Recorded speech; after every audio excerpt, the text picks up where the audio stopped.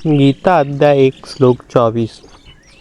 संजय उवाच एवं उत्तकः ऋषिकेश गुडुकेशन भारत सैन्यो उभयो मध्ये स्थापित भारतोत्तमम्।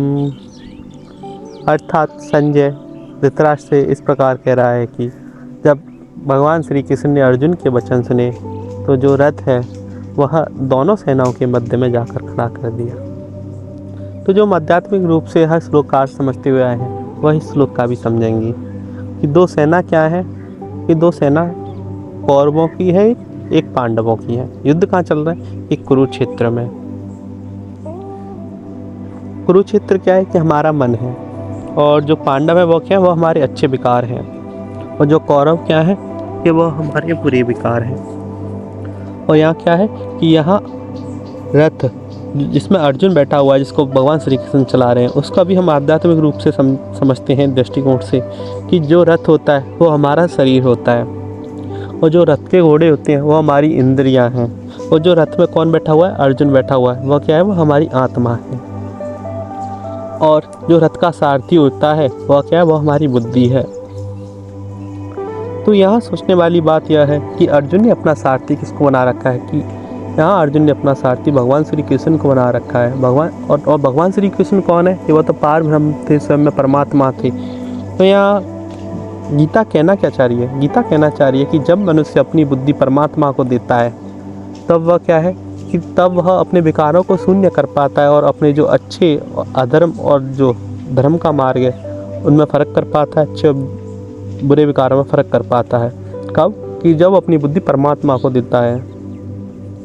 अभी देखा जाए कि जैसे हम थोड़ा सा पहले बैक स्टेप लेते हैं कि जैसे क्रोध है, अगर हमसे कोई कुछ बोलता है या कोई कुछ भी गाली गलौज करता है तो हम बहुत जल्दी क्रोध करने लग जाते हैं। तो क्रोध को क्या है? क्रोध को हम अपना ही तो समझते हैं। अगर देखा जाए कि सोसाइटी में अगर कुछ भी, अगर मैं अपना घर बना लूँ अच्छा सा, तो मैं गर्व करने लग जाऊँगा। मैं अपने बेटे की अच्छी शादी कर लूँ तो मैं क्या है कि मैं और गर्व करने लग जाऊँगा। तो ये क्या है? ये एक अहंकार है।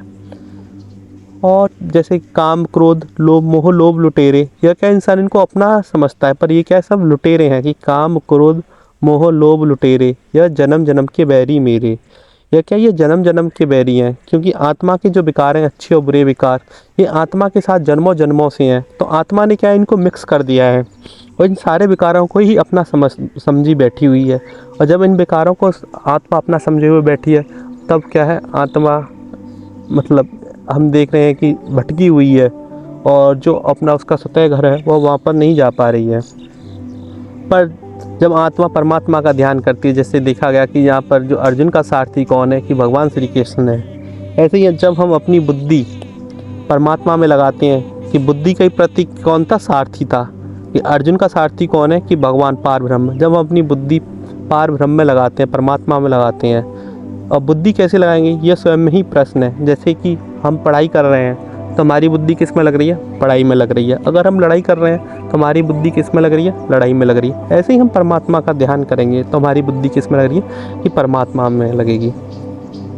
और ये अपने आप में स्वयं में प्रश्न है कि परमात्मा का ध्यान कैसे किया जाए। तो इसके लिए कबीर दास जी का एक दुआ है, बहुत ही प्रसिद्ध दुआ है कि माला जपू न हरि बजू, मुख से कहूँ न राम, और मेरा हरि मुख को बजे तब पाऊँ विश्राम।